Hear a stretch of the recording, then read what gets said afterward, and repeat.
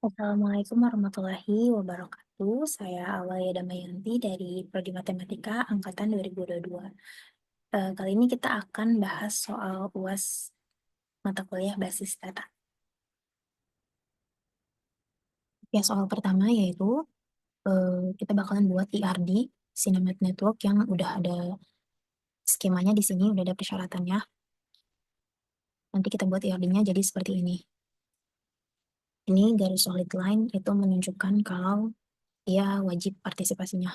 Kardinalitasnya itu ditunjukkan sama ini. Di sini kan nggak ada gambar kaki bebek ya kayak gini. Kalau misalnya nggak ada gambar kaki bebeknya, itu artinya dia one. Kalau misalnya ada gambar kaki bebeknya, dia many.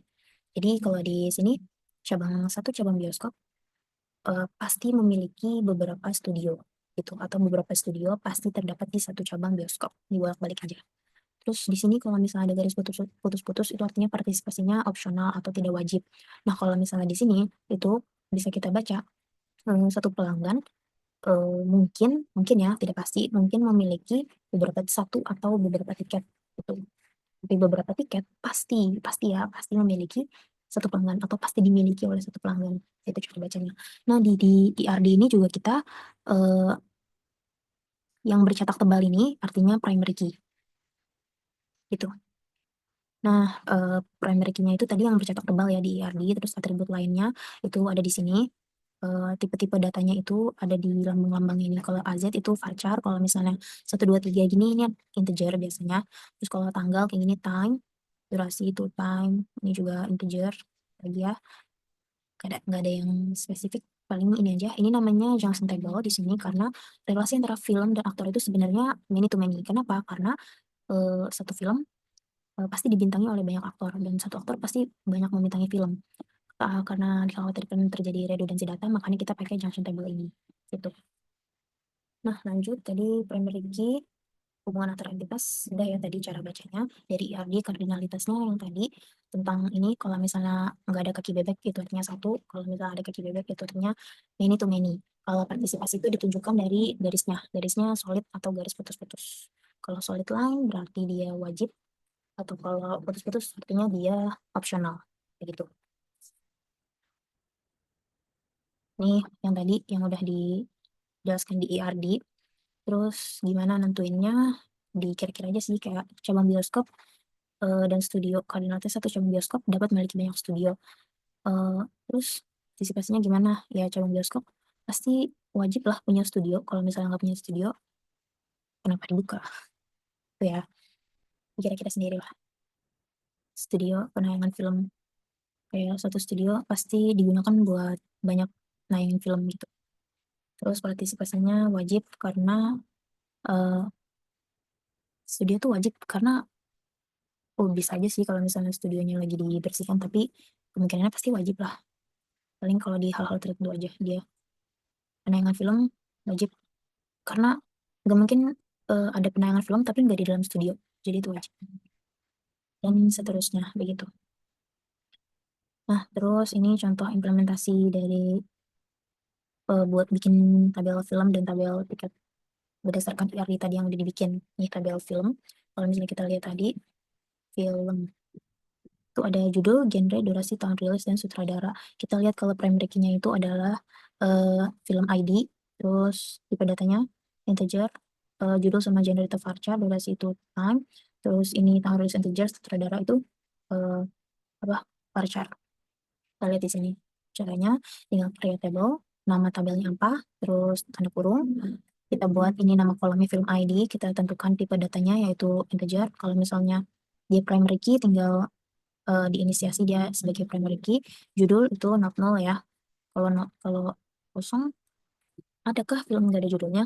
Mungkin ya. Terus genrenya juga varchar tadi. Durasi tadi time ya. Gambarnya jam, tanggal rilis integer, sutradaranya varchar. Semuanya nggak boleh kosong. Terus creatable tiket tadi udah disesuaikan aja sama IRD-nya tuh gimana.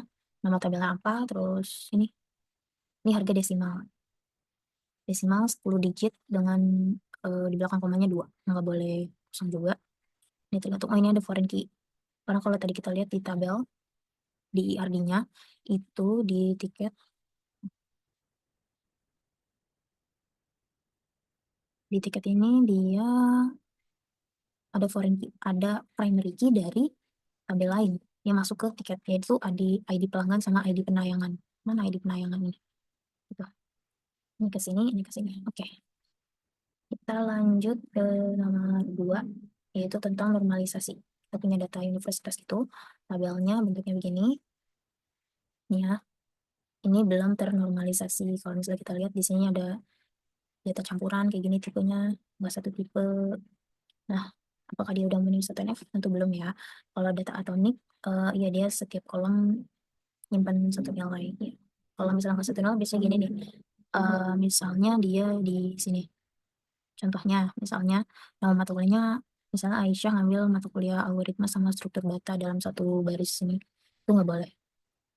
Terus kalau kolom homogen, ini kolomnya nggak homogen nih, karena di sini tuh di Senin sama Senin 10 sampai 12. Itu Senin itu varchar, 10 time, 12 juga time. Jadi ini kita harus pisahin. Dan di sini juga setiap barisnya harus unik. Jadi kita di sini harus bisa nentuin primary key-nya apa. Di sini kita tentuin primary key-nya itu yang di blok hijau atau di garis bawahi. Kadang-kadang suka lupa sih, jadi mohon maaf. Pokoknya kalau nggak di blok hijau atau di garis bawah itu artinya dia primary key nanti di bawah. Kita juga tadi yang kolom jadwal, maksudnya jadwal kuliah itu kita apa bagi 3 jadinya. Jadi hari, jam mulai sama jam selesai. Terus kita inisiasi primary key-nya itu ada 1, 2, 3, 4, 5. Ada 5. Kenapa nggak satu aja? Karena kalau misalnya ID mahasiswa doang, di sini ada 16 nih. 16 17 Jadi dia setiap barisnya nggak unik. Kombinasi dari kelima kolom ini membuat setiap barisnya tuh unik. Jadi dipakai composite key gitu. Nah, apakah udah memenuhi 2NF? Tentu belum. Karena di sini masih banyak ketergantungan parsial. Jadi maksudnya gimana? Jadi seharusnya kolom-kolom yang bukan PK di sini, nih misalnya nama mahasiswa, kan kolom bukan PK ya, dia harus bergantung sepenuhnya sama primary key. Di sini kan primary key itu composite key, jadi harusnya nama mahasiswa ini bergantung sama ID mahasiswa, ID dosen, ID prodi, ID fakultas, sama ID matkul. Tapi di sini nyatanya nama mahasiswa itu hanya bergantung pada ID mahasiswa, jadi kita harus pecah deh, meskipun dia udah memenuhi satu NF. Di sini juga kayaknya ada beberapa kesalahan. Di sini PS10 ekonomi, PS17 juga ekonomi, begitu juga sama psikologi. Jadi disepakati aja kalau ekonomi itu jadi ID-nya PS10. Di sini juga humaniora itu F4. Di sini kita bagi tabelnya jadi 8, ada tabel mahasiswa, isinya ID mahasiswa, terus ID program studi sama nama mahasiswa. ID program studi itu jadi foreign key, nanti dia merujuk ke tabel program studi nih, ID program studi, ID mahasiswa, jadi primary key-nya. Kalau ini udah ya, nama mahasiswa pasti hanya bergantung sama ID mahasiswa. Terus di sini tabel program studi, ada ID program studi sebagai PK-nya, ID fakultas ini biar kita tahu nanti ID program studi ini masuknya ke fakultas mana. Terus ada nama program studi, ini udah pasti nama program studi itu hanya bergantung sama ID program studi ya. Tabel fakultas juga, ini kita nggak ada foreign key-nya karena dia ya udah berdiri sendiri. Namanya parent table. Tabel dosen, kita juga perlu tahu nih dia dosennya masuknya ke prodi mana, karena ada juga yang satu dosen itu dia di beberapa prodi gitu. Terus nama dosen, alamat dosen pastinya hanya bergantung sama ID dosen. Jadi ini udah memenuhi semua ketentuan normalisasi 2 ya. Tabel mata kuliah ini parent tabel maksudnya. Terus ada jadwal mata kuliah, tabel jadwal kuliah semester sama tahun itu jadi composite key, jadi primary key. Ini nanti mata kuliah juga sebagai foreign key yang bakalan merujuk ke tabel mata kuliah. Tabel nilai dengan primary key-nya itu ada 4 tahun, semester, ID mata kuliah, sama ID mahasiswa. Terus ada tabel pengajar. Ini karena satu dosen itu bisa ngajar beberapa mata kuliah, jadi apa ya, harus dihubungkan gitu. Bahkan kadang beda prodi juga. Jadi di sini kita bikin tabel pengajar yang menghubungkan mata kuliah dan dosen. Karena nanti di query juga ada ya, kita harus cari dosen mana yang mata kuliah mana yang diajar oleh dua dosen. Ada juga yang kayak gitu. Jadi ini eh, kita bikin tabel pengajar untuk memudahkan dan nggak ada redundansi. Tabel tadi apakah sudah memenuhi 3NF? Kita lihat ya. Ya kalau memenuhi 3NF itu kalau udah memenuhi 2NF, karena tadi udah memenuhi 2NF berarti udah eh, memenuhi setengah. Terus apakah ada ketergantungan transitif? Artinya kolom yang bukan PK nggak boleh bergantung sama kolom non PK lainnya. Kita lihat. Ini nggak ada kolom non PK ya. Ini benar-benar bergantung sama kombinasi dari PK ini. Terus ini nama mata kuliah pasti bergantung sama ID mata kuliah. Ini juga ruangan bergantung sepenuhnya sama mata kuliahnya apa, semester berapa, tahun berapa, hari kuliah juga bergantung sama itu, jam sama mulainya juga bergantung sama itu. Yang ini juga tabel dosen, nama dosen, alamat dosen juga bergantung sama dosen, ID dosennya. Nama fakultas sudah pasti hanya bergantung sama ID fakultas. Terus udah, ini nama mahasiswa pasti bergantung sama ID mahasiswa. Terus nama program studi juga pasti bergantung sama ID program studinya apa. Berarti dia udah memenuhi 3NF ya. Terus apa udah memenuhi BCNF? Kalau misalnya kita lihat tadi, semua kan udah memenuhi 3NF. Untuk bisa memenuhi BCNF harus bisa memenuhi 3NF. Nah tadi udah memenuhi 3NF. Nah kita lihat apakah dia ada ini, dependensi fungsional. Jadi kalau misalnya tadi yang bergantung-bergantung itu, determinannya harus super key. Kita lihat ya. Jadi kan ini nggak ada nih di tabel pengajar, nggak ada nilai. Nilai bergantung dari ini. Ini super key ya. Udah cocok.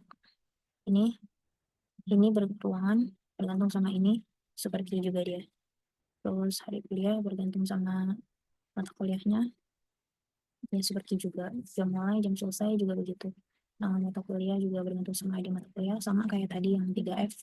Maka bisa kita simpulkan bahwa tabel tadi udah memenuhi BCNF. Nah, apakah udah memenuhi? Nah, kita lanjut. Apakah udah memenuhi 4NF? Tabel udah memenuhi 4NF kalau tabelnya udah memenuhi BCNF. Tadi kan udah memenuhi BCNF. Nah, terus kalau memenuhi 4NF, berarti dia nggak ada MVD atau multi value dependency. Ini terjadi kalau satu atribut memiliki hubungan many to many dengan dua atau lebih atribut, tetapi atribut tersebut tidak saling terkait. Nah, dari tabel tadi kita tahu di tabel jadwal yang ini kan satu ruangan, bukan satu ruangan. Misalnya kombinasi dari ini menghasilkan bisa punya satu mata kuliah. Misalkan apa ya, satu MK, nih, ini satu-satu nih, yang ini. MK 1 2023, ini juga sama. Tapi diajarnya beda harinya, Senin sama Jumat. Jadi satu mata kuliah bisa punya beberapa hari mengajar. Bahkan jamnya juga beda. Jadi kita pecah tabel jadwal, jadi ada tabel hari kuliah. Sebenarnya juga bisa masuk sih ke 3NF. Agak bingung juga. Tapi nggak apa-apa. Yang saya pahami sih sebenarnya kayaknya masuknya ke 4NF. Nah, jadi kita bagi tabel hari kuliah sama tabel jadwal. Jadi kita bikin ID jadwal tuh. Ini kombinasi dari sini sih sebenarnya. Kalau dilihat Senin 10-12. Jadi kita bikin ID jadwal, ini primary key-nya, ini hari kuliah, jam mulai, sama jam selesai. Jadi di tabel jadwal kita punya ini, ID jadwal, ID mata kuliah, semester, tahun, sama ruangan sebagai primary key. Ini jadi composite key, biar nggak ketukar. Karena kadang beda-beda banget. Terus ini ada tabel nilai. Di tabel nilai ini cuma berubah ini aja sih. Ditambahin ID jadwal sebagai primary key, biar valid lah datanya. Takut ketukar. Di tabel pengajar juga ditambahin ID jadwal. Nah, apakah udah memenuhi 5NF? Tabel tersebut kan udah memenuhi 4NF. Jadi udah terpenuhi itu satu syaratnya. Nah, tabel tersebut apakah punya ketergantungan join? Yaitu tidak, yaitu ketergantungan yang menyebabkan data terulang saat melakukan join antara beberapa tabel. Dalam 5NF, setiap informasi dalam tabel hanya dapat direkonstruksi dengan menggabungkan join. Tabel yang sudah terpisah tanpa kehilangan atau duplikasi data. Kalau menurut pandangan saya sih sudah nggak ada. Karena kalau misalnya di join, kan nanti yang tercetak hanya yang bukan non-primary key. Jadi paling ini, kalau misalnya primary key-nya banyak pun nggak masalah. Kalau kita lihat, ini juga udah nggak ada. Jadi sudah aman, udah nggak perlu, ini, udah nggak perlu dibaca lagi tabelnya. Nah, soal yang kedua itu kita disuruh bikin desain relasional. Setelah normalisasi,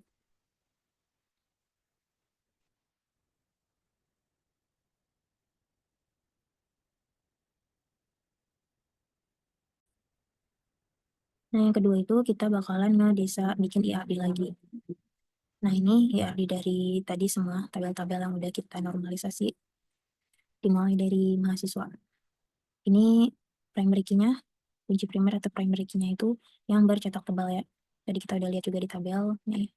Cetak tebal itu artinya primary key, ini primary key, ini primary key.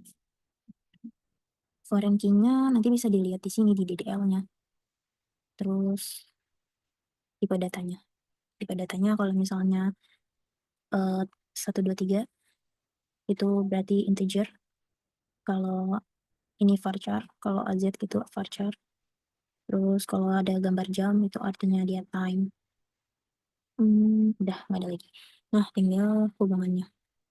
Jadi satu mahasiswa pasti memiliki program studi. Satu program studi. Ya, nggak mungkin banyak. Terus beberapa program studi terdapat di satu fakultas. Atau satu fakultas memiliki beberapa program studi. Ya nggak? Nah, ini beberapa dosen mengajar beberapa mata kuliah, karena ini pengajar ya, ada mata kuliah. Terus ini mata kuliah diajar oleh beberapa dosen. Ini mata kuliah ke jadwal. Itu hubungannya sama ya, mata kuliah ke jadwal. Suatu mata kuliah memiliki beberapa jadwal. Satu mahasiswa pasti punya beberapa nilai, karena ada beberapa mata kuliah, ya kan. Terus ini bergantung dari, ini sebenarnya cuman make sure aja biar apa ya, datanya tuh valid. Karena takutnya kalau misalnya nggak dihubungin, takut hilang datanya. Udah deh, kita bikin DDL-nya. Sini ada creatable. Ini tuh, creatable apa fakultas. Terus kita definisiin primary key-nya itu ID fakultas. Terus nama fakultas sebagai atribut lain. Tabel prodi, nama tabelnya program studi. Primary key-nya ini, terus ada ini foreign key-nya tuh ID fakultas. Nge-reference ke fakultas. Terus tabel mahasiswa juga gitu, semuanya. Bisa dilihat foreign key-nya ini. Semuanya sama, tinggal disesuaikan berdasarkan IRD yang sebelumnya. Kita lanjut ke soal pemahaman query. Di sini ada perbandingan program studi berdasarkan persentase kelulusan. Jadi kita hitung mahasiswa yang lulus gitu ya. Kita bandingin program studi mana yang mahasiswanya apa ya, cenderung bakalan lulus. Mahasiswa lulus itu bisa dikatakan lulus jika nilainya itu lebih dari sama dengan 60. Kita select nama prodi di tabel program studi, kita aliasnya sebagai program studi. Terus kita juga bakalan hitung, dimulai dari sini kita ngitung jumlah mahasiswa yang punya nilai lebih dari sama dengan 60 kita anggap lulus. Terus ini mahasiswa yang total seluruh mahasiswa di setiap program studi. Ini round, kita apa namanya, presentasinya kita bulatkan ke 2 angka desimal di belakang 0,2 angka. Itu sebagai persentase kelulusan. Kita ambil, ini sebenarnya kita ambil dulu dari from, kita ambil nilai N, nilai yang kita alisin sebagai N, terus kita join sama mahasiswa yang berdasarkan ID mahasiswanya, terus kita join juga sama tabel program studi berdasarkan ID program studinya, terus kita group by, kita groupin berdasarkan nama program studi, baru deh nanti ke select di sini, di round ini, baru bisa. Terus kita order by persentase kelulusan dari sini. Jadi urutannya tuh dari join dulu, terus dari tabel yang kita udah join tuh from, dari tabel join kita group by apa yang mau kita select itu, kita order by apa yang mau kita select. Nanti hasilnya jadi kayak gini. Psikologi kimia presentasinya 100 semua karena emang nilainya bagus semua sih kalau berdasarkan tabel ya. Evaluasi distribusi nilai mahasiswa, kita perlu menulis query yang menghitung distribusi nilai ABCDE untuk setiap mata kuliah dan program studi. Terus tampilkan nama mata kuliah dan program studi, juga jumlah nilai untuk masing-masing kategori. Ini data nilainya tuh tentangnya banyak, tapi padahal di tabel cuman nilainya sekitaran 8 gitu, 8, 9 gitu-gitu. Nah, kita langsung aja. Ini select-nya. Gimana ya, dari select dulu. Kita join dulu deh. Kita join dulu nih tabel-tabel yang kita butuhin. Kita join tabel mahasiswa sama nilai sama mahasiswa berdasarkan ID mahasiswa. Terus join juga sama program studi berdasarkan ID program studi. Mata kuliah dengan berdasarkan mata kuliah. Terus dari sini, dari from tabel yang kita udah join, kita select ini semua. Kita grup by berdasarkan nama mata kuliah dan di order juga berdasarkan nama mata kuliah. Nanti hasilnya seperti ini. Terus ini kita perlu menampilkan daftar mata kuliah yang diajar oleh lebih dari satu dosen, termasuk nama mata kuliah dan daftar nama dosen. Tuh, ini query-nya dari, jadi kita join dulu tabel pengajar, mata kuliah, terus dosen. Dari tabel yang udah kita join ini, from tabel-tabel yang kita join, itu kita grup by berdasarkan nama mata kuliah tuh, sesuai sama select-nya. Terus kita grup by berdasarkan mata kuliah yang punya dosen lebih dari satu, perhitungan dosennya lebih dari satu, ntar muncul di sini. Terus kita order juga berdasarkan nama mata kuliah. Nanti hasilnya bakalan jadi begini. Tuh, mata kuliah algoritma diajar oleh ini duplikat banget Budi Santoso sama Pak Eka Wahyu. Terus perbandingan fakultas berdasarkan IPK. Dari ini sama kayak tadi, dari tabel yang udah kita join nilai sama mahasiswa berdasarkan ID mahasiswanya, pokoknya berdasarkan Forenki dan Fremdiki yang menghubungkan mereka itu. Terus kita join juga tabel mahasiswa sama prodi, tabel fakultas juga kita join. Nanti kita select ini nama fakultas, terus ini kita hitung rata-rata nilai, kita round atau kita bulatkan 2 desimal sebagai rata-rata nilai. Terus kita group by berdasarkan nama fakultasnya juga, hitungnya berdasarkan nama fakultas. Terus di order itu diurutkan dari yang terbesar sampai terkecil. Nanti hasilnya bakalan jadi kayak gini. Ini kita mau ngeliat apa ada mahasiswa dengan performa terbaik konsisten gitu. Nah ini dia dianggap mahasiswa yang memiliki performa terbaik kalau rata-ratanya tinggi di semester. Nah, terus harus difilter juga untuk prodi tertentu. Teori itu begini, kita pakai with to tabel sementara yang bisa kita pakai. Bisa kita definisikan rata-rata mahasiswa sebagai dalamnya query lagi. Kayak nested query gitu. Ada 1, 2, 3. Rata-rata mahasiswa, peringkat mahasiswa, sama mahasiswa terbaik. Itu gimana? Ntar kita select dari itu semua. Kita select, kita dari ininya nih. Jadi dari tabel sementara ini yang udah kita buat, tiga-tiga yang ntar kita join, terus ntar kita select yang kita perluin, ntar di order berdasarkan semesternya. Nah, di bagian ini sistem informasi, ini sebenarnya harus dicoba satu-satu di semua prodi, tapi udah dicoba, hasilnya emang kosong semua, karena dikit, datanya tuh dikit. Udah, sekian dari saya, kurang lebihnya mohon maaf sekali karena keterbatasan ilmu dalam menjelaskan. Mohon dimaafkan. Wassalamualaikum warahmatullahi wabarakatuh.